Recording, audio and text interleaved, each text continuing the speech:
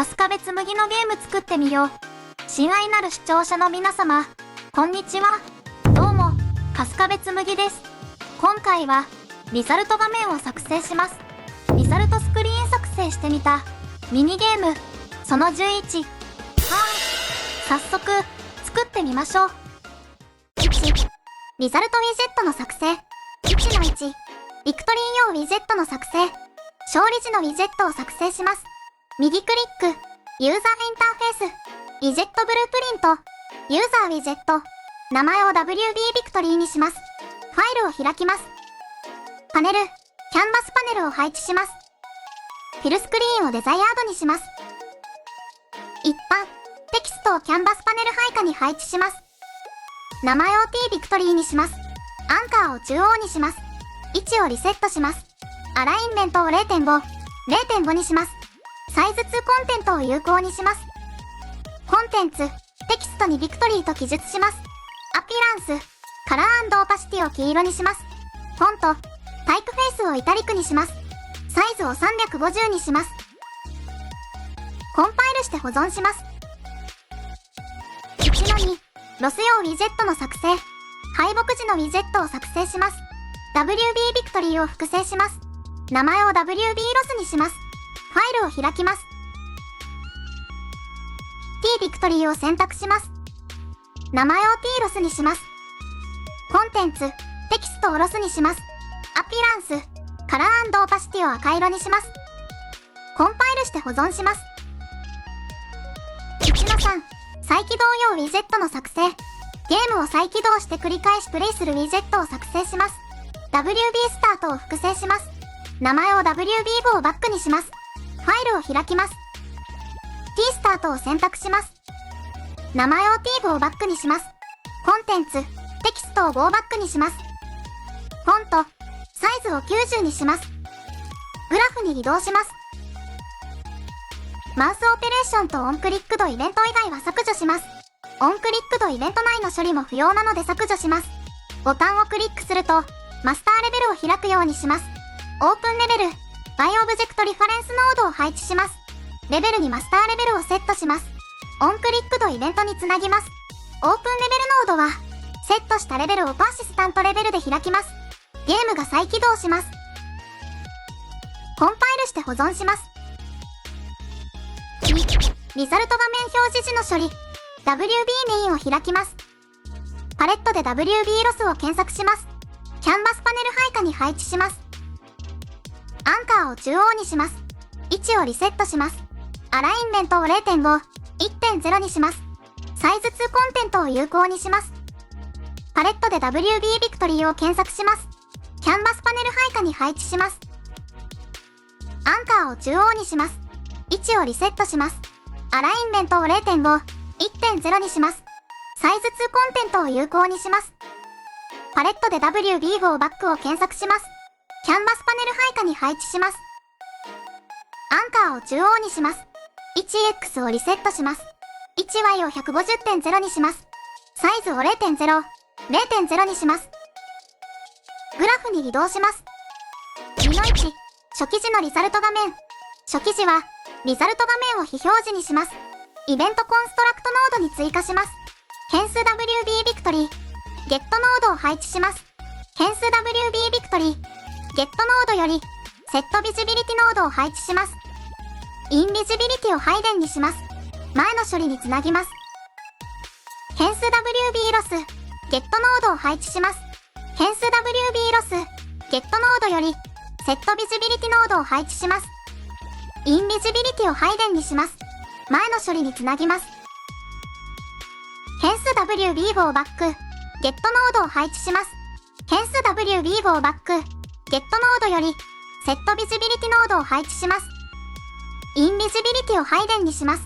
前の処理につなぎます。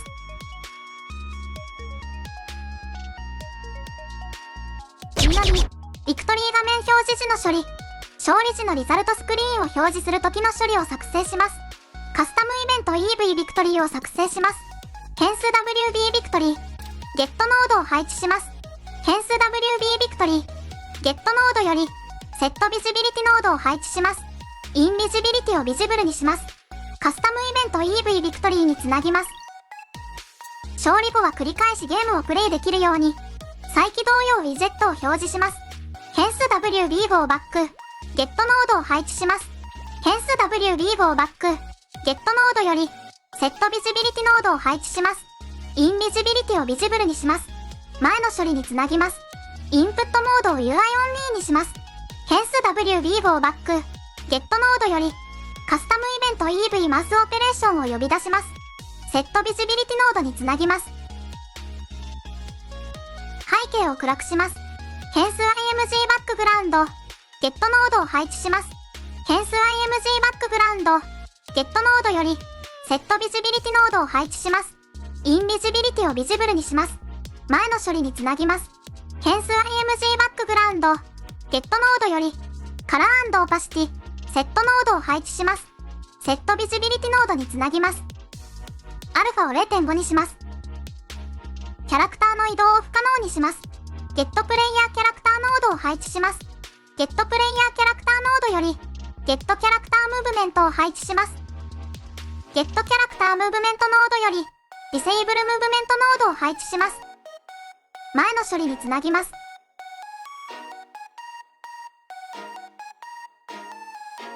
3、ロス画面表示時の処理。敗北時のリザルトスクリーンを表示する時の処理を作成します。カスタムイベント EV ロスを作成します。変数 WB ロス、ゲットノードを配置します。変数 WB ロス、ゲットノードより、セットビジビリティノードを配置します。インビジビリティをビジブルにします。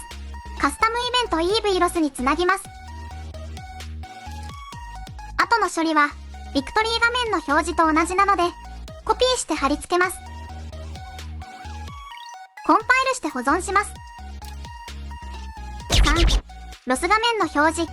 プレイヤーのデス処理時に、ロス画面を表示します。DTTPS キャラクターを開きます。デス処理を変更します。ディレイノードとデストロイアクターノードは削除します。3-1、WB メイン参照の取得。WB メインのリファレンスを取得するために、関数を作成します。名前を WB メインレフにします。エントリノードを選択します。詳細パネル、アウトプットに変数を追加します。変数 WB メイン、WB メインオブジェクト参照型を作成します。ゲットプレイヤーコントローラーノードを配置します。ゲットプレイヤーコントローラーノードより、キャスト 2BPTPS プレイヤーコントローラーノードを配置します。右クリックして純粋キャストにします。キャスト 2BPTPS プレイヤーコントローラーノードより、変数メイン、ゲットノードを配置します。リターンノードの WB メインにつなぎます。関数は一旦閉じます。3-2、ロス画面の表示。プレイヤーがデスしたタイミングでロス画面を表示します。関数 WB メインレフを配置します。カスタムイベント EV デスにつなぎます。WB メインより、カスタムイベント EV ロスを呼び出します。デス時はプレイヤーのメッシュを非表示にします。また HP バーも非表示にします。メッシュコンポーネントを配置します。メッシュコンポーネントより、セットビジビリティノードを配置します。すべて無効のままにします。前の処理につなぎます。HP バー用のウィジェットコンポーネントを配置します。セットビジビリティノードにつなぎます。デス時はプレイヤーのコリジョンをノーコリジョンにします。カプセルコンポーネントを配置します。カプセルコンポーネントより、セットコリジョンイネーブルノードを配置します。ニュータイプをノーコリジョンにします。前の処理につなぎます。プレイヤーの入力を不可能にします。ゲットプレイヤーポーンノードを配置します。ゲットプレイヤーポーンノードより、ディセイブルインプットノードを配置します。前の処理につなぎます。ゲットプレイヤーコントローラーノードを配置します。ディセイブルインプットノードのプレイヤーコントローラーにつなぎます。コンパイルして保存します。起動してみましょう。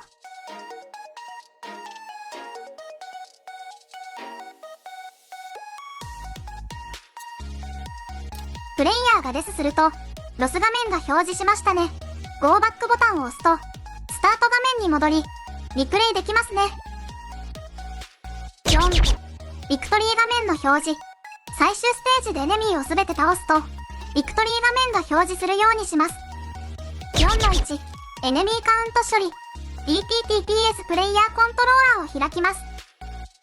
カスタムイベント EV エネミーカウントを作成します。エネミーを倒すとエネミーカウントが減るようにします。変数を追加します。変数エネミーカウント、インテジャー型を作成します。変数エネミーカウントは、ステージ上のエネミーの数です。変数エネミーカウント、セットノードを配置します。カスタムイベント EV エネミーカウントにつなぎます。変数エネミーカウント、ゲットノードを配置します。変数エネミーカウント、ゲットノードより、サブトラクトノードを配置します。下のピンを1にします。変数エネミーカウント、セットノードにつなぎます。エネミーの数が0かどうかを判定します。変数エネミーカウント、セットノードより、ベスイコールノードを配置します。下のピンを0にします。ベスイコールノードより、ブランチノードを配置します。変数エネミーカウント、セットノードにつなぎます。エネミーの数が0以下になるとトゥルーに処理が流れます。最終ステージかどうかを判定します。変数を追加します。変数ステージネーム、ストリング型を追加します。変数ステージネーム、ゲットノードを配置します。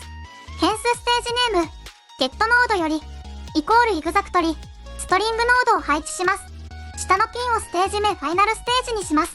イコールイグザクトリ、ストリングノードより、ブランチノードを配置します。前のブランチノードのトゥルーにつなぎます。エネミーの数が0以下の時、ファイナルステージであれば、トゥルーに処理が流れます。エネミーの数が0以下の時、ファイナルステージであれば、ビクトリー画面を表示します。変数メイン、ゲットノードを配置します。変数メイン、ゲットノードより、カスタムイベント EV ビクトリーを呼び出します。ブランチノードのトゥルーにつなぎます。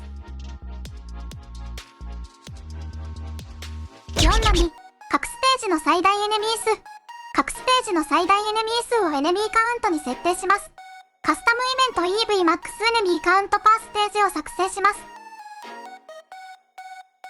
変数ステージネーム、セットノードを配置します。カスタムイベント EV マックスエネミーカウントパーステージにつなぎます。ステージネームピンをカスタムイベント EV マックスエネミーカウントパーステージにドロップします。変数ステージネーム、セットノードより、スイッチオンストリングノードを配置します。詳細パネル、ピンオプションでエレメントを10個追加します。各ステージ名を記入します。各ピンに変数エネミーカウント、セットノードをつなぎます。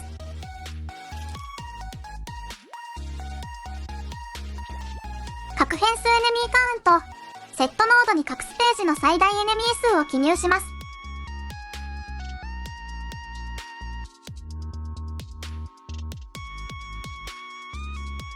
これで外部からエネミーを倒した時にエネミーカウントを実行するようにします。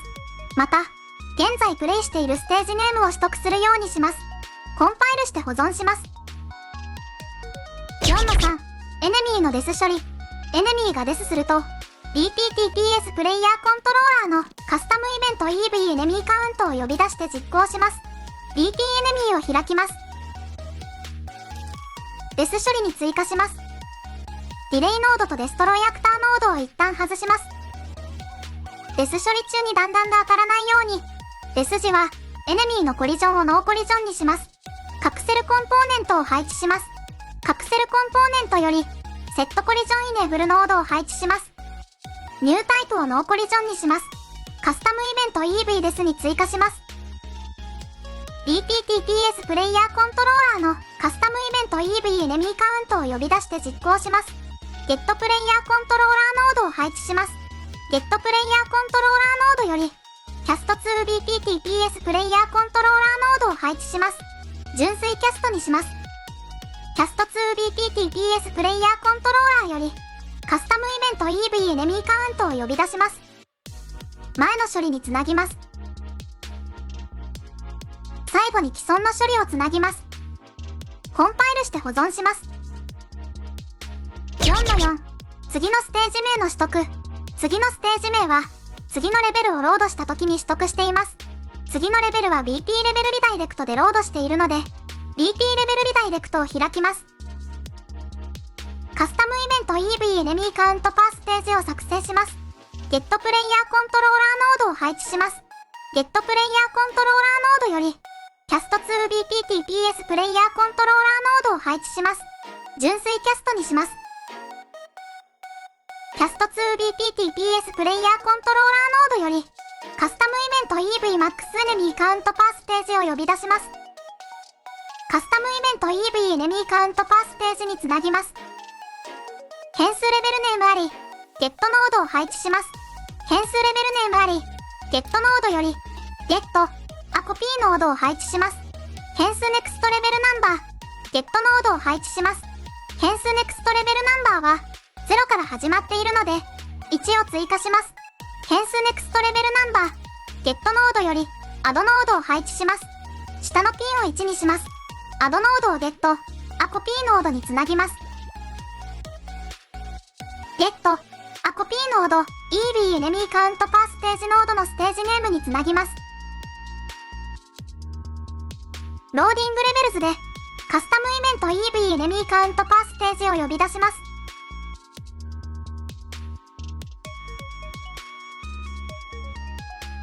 コンパイルして保存します。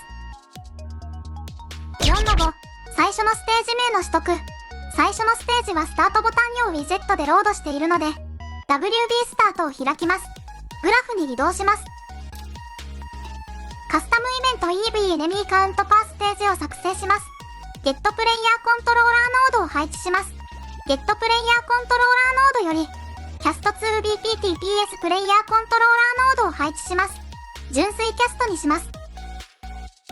キャスト 2BTTPS プレイヤーコントローラーノードより、カスタムイベント EVMAX エネミーカウントパーステージを呼び出します。カスタムイベント EV エネミーカウントパーステージにつなぎます。ステージネームにステージ位置を記述します。スタートボタンを箇処理で、カスタムイベント EV エネミーカウントパーステージを呼び出します。コンパイルして保存します。起動してみましょう。最後のエネミーを倒すと、ビクトリー画面が表示しましたね。ビクトリー画面時に流れ弾に当たってしまってますね。流れ弾の削除。エネミーをすべて倒した後のビクトリー画面時に、プレイヤーに流れ弾が当たってるので、エネミーをすべて倒した後は、レベル上のエネミーの弾丸をすべて削除します。BTTPS プレイヤーコントローラーを開きます。カスタムイベント EV プロジェクタイルデストロイを作成します。レベル上にエネミーの弾丸があるかどうかを検索します。is valid ノードを配置します。インプットオブジェクトで BT プロジェクタイルエネミーを指定します。カスタムイベント EV プロジェクタイルデストロイにつなぎます。レベル上にエネミーの弾丸がある場合は、すべて取得します。Get All Actors of Class ノードを配置します。is valid ノードの is valid につなぎます。アクタークラスで BT プロジェクタイルエネミーを指定します。すべてのエネミー弾丸を削除します。Unactors より、方位チルプノードを配置します。アレイエレメントより、デストロイアクターノードを配置します。ループボディにつなぎます。ビクトリー画面の表示の後で、カスタムイベント EV プロジェクタイルデストロイを呼び出します。コンパイルして保存します。起動してみましょう。流れ弾がなくなりましたね。ちゃんとできてるようですね。設定ファイル。